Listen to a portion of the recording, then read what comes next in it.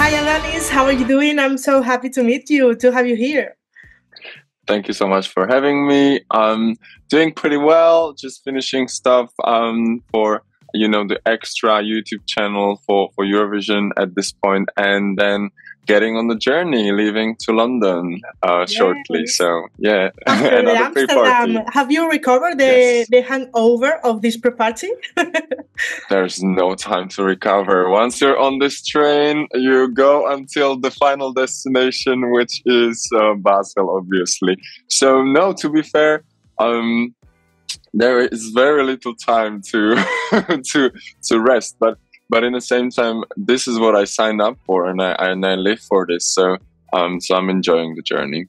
Yeah. And how did you feel the reception of the song, like in general and in Amsterdam? Obviously, this was the first time performing the full version of my Eurovision song. So it is like a special moment, a little bit stressful, a big responsibility in a way. But the reception is really lovely. People are enjoying the energy that's going from the song. People are enjoying dance break. People are enjoying a lot of elements, and I appreciate it. That's giving me a lot of motivation. That's giving me, a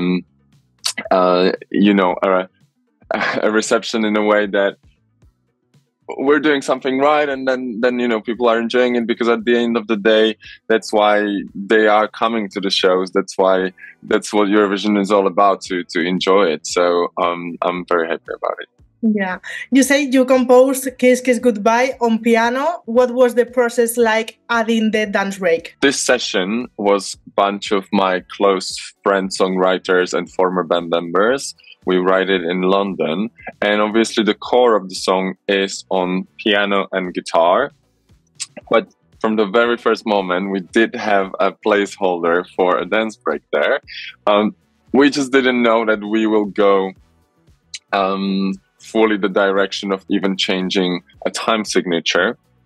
At that time, we were just considering it or thinking about it. We were not.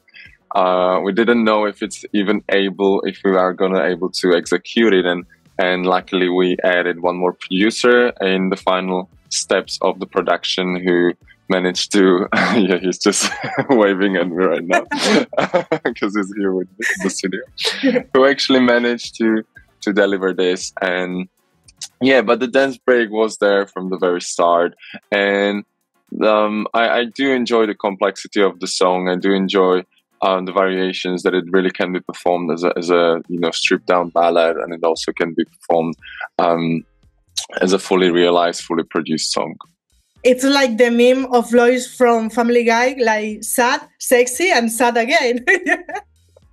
I know that. You saw it. I mean, yes. the other day, someone sent it to me, and for at least a week, it was my favorite meme. So there is a lot of meme culture happening with Eurovision, which I adore, which I love. Recently, I'm getting a lot about my height. People comparing me to the stadium where the Eurovision is happening. It's hilarious. It's hilarious. And how are you getting ready for Basel? The booty hypnotic Chanel from Spain ran in heels to improve her cardio. Are you doing something similar to your dance break? Wait, are you saying she was running in heels? Yes. I love that. I love that. Well, luckily I don't need to do that in heels. Yes. Also, these pre-parties are like showing you at what stage are you with your lung capacity and everything. Like, okay, where are we at? How much we still need to grow, and how much we still need to practice and rehearse. So I do try to practice every day, going to the gym, having rehearsals with dancers, almost every day. I had one this morning as well. I hate running, to be fair.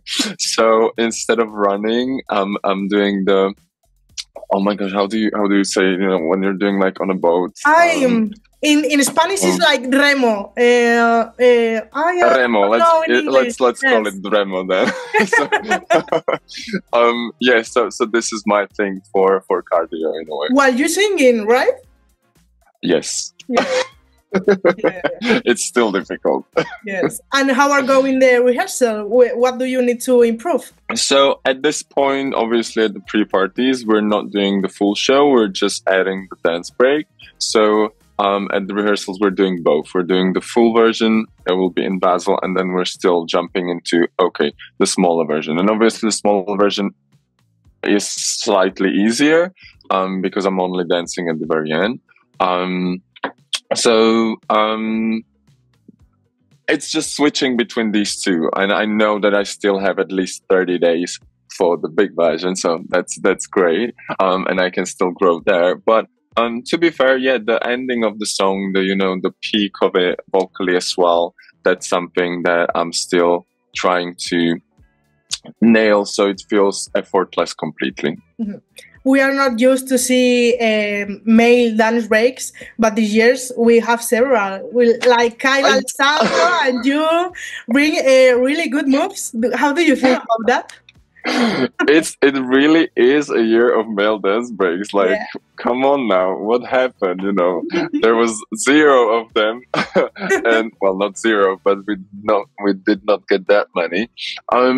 It's exciting in a way. It's also like seeing someone else doing their own bit and trying to tune into that. I met Kyle now in Amsterdam, and it's absolutely lovely too. And I'm sure there will be a point when I'm teaching him my dance break and he's teaching me his dance break. It would be nice, yeah. Right. Yeah. And are you keeping any surprises for Eurovision? Maybe a revamp for Kiss Kiss Goodbye? Not a revamp, but there will be a string version of the song still coming out. Surprises in terms of who is going to be our designer for the stage. All of that will be revealed. But if you do dig in, I can tell you that he is Spanish. So let's not reveal it. Really? Yes. Yeah, I'm not going to reveal the name just yet. Oh my God. But yeah, so I'll shut up now. But no, you keep me up. Like I want to know now. soon there will be a reveal of our official stage designer for outfits and for costumes. Okay. I love that you embrace like the Spanish talent. Yes, I know. Right? Yeah. And you are in a good place in the bets. Are you following this? Do you feel the pressure? I think it's very unpredictable. Like this competition can go any direction really, and you can be a shock non-qualifier or whatever. My delegation is keeping up with the odds as well and sending me stuff. And obviously it's up and downs, really depends. But I would say I'm happy, I feel like we're in a good place. I'm very satisfied, and qualifying to the finals is like the first milestone, first step, and whatever is above that is just great. So let's go bit by bit. Yeah.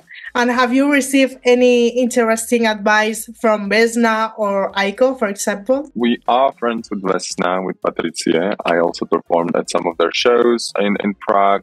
And we spoke about Eurovision quite a lot, even before I was selected to represent. So I was always interested in the journey. I was always interested, like, okay, how is it going afterwards? So, like, in general, we spoke a lot about Eurovision, about what to prepare, what comes after, like what worked for them, what helped them. I'm not going to give you any specifics right now because we did speak broadly about everything, but the music scene locally is pretty small, so we do know each other.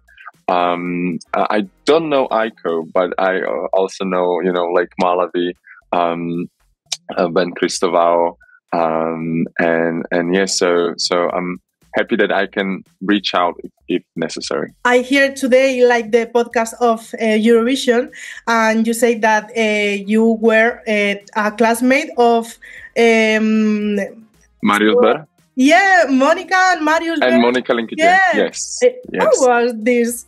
Tell me. Yes. Where was it? I mean, it was in London. It was British and Irish Modern Music Institute. And Monica was actually directly my classmate. We were in the same room.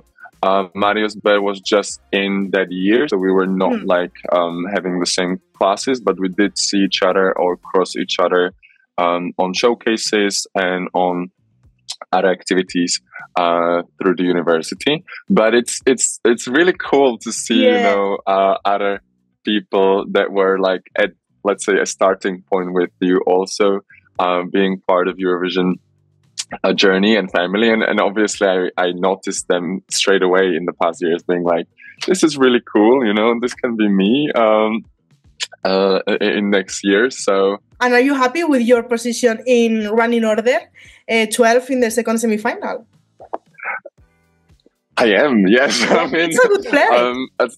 Yes, it should be a good place. Again, last year it was Belgium on this spot and they did not qualify, so again, it can go really either way. But if we are speaking statistics, probably it's a good spot.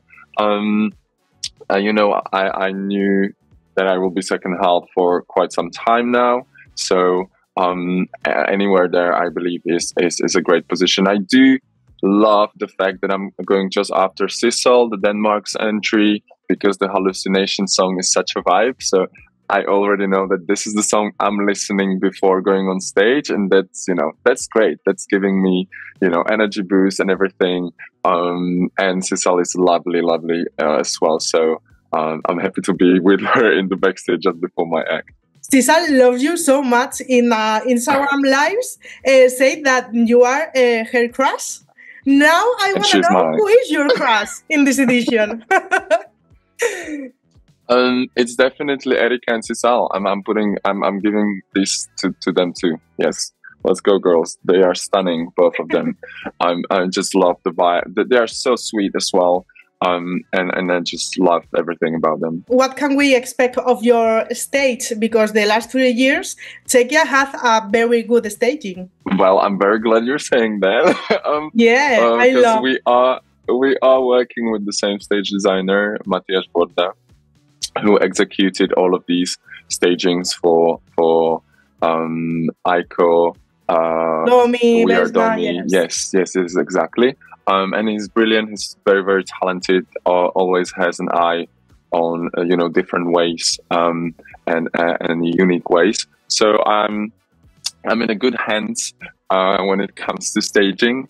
All I can say is that with this type of song that we're having, it is really important to not overdo things as well, not to lose emotion. So this is probably our goal, the connection with the song, with the emotion, with me. But again, I will be joined with my dancers, that's for sure. It is just going to be, a special involvement to the song. And I have to ask, what do you think of Melody, esta diva from Spain? You meet her in Amsterdam, right? I did, and she's also the sweetest. Oh my gosh, honestly, all of the contestants, I was not expecting this. You meet with people and sometimes you click and sometimes you don't. But I feel like the class of 2025 is really nice, and I feel like I click with everyone. And Melody was playing just before us when we were going on stage at Amsterdam. So I was literally watching her and listening to the crowd, seeing her dancers, seeing her dance break. She's going full on. She's giving, 150%, and that's what I adore. She's taking the risk, she's not compromising any part of her performance, and that's what makes a great artist. So really hands down, and she can work out that crowd. She can really deliver the energy and receive it back from the audience, and that's important because sometimes you can deliver and not receive back, and she can definitely so hands down to that. And yeah, I love how how much support she's being given from, you know, Spanish people as well. Like, I saw all of those videos, like people going on the street and singing those songs and trying and letting other people to finish the lyrics. It's hilarious. I love that. I love that for her. And what comes next after Eurovision, Adonxs? Well, the dream would definitely be, you know, a little tour, and obviously playing around the European cities, European countries. That would be an absolute dream. I can see myself, you know, even starting with like Pride journey, you know, like visiting other cities and performing at Pride. That would be also really, really cool. And then just having my own full show tour, that would be incredible. Obviously, continue to release more music. I do have a lot of songs in a pocket or in a shelf, so you know, just planning this through and finding the best time for each release. And yeah, also to, like, I entered the competition because I wanted these connections with these great artists. So if there will be an option for a collaboration with some of them, I'm very much up for it. With Sisal and Erika would be nice. Right. Imagine. I would love that. Well, thank you so much, Adonxs. It was a pleasure, and good luck for Eurovision. Thank you so much, Adonxs. Thank you too.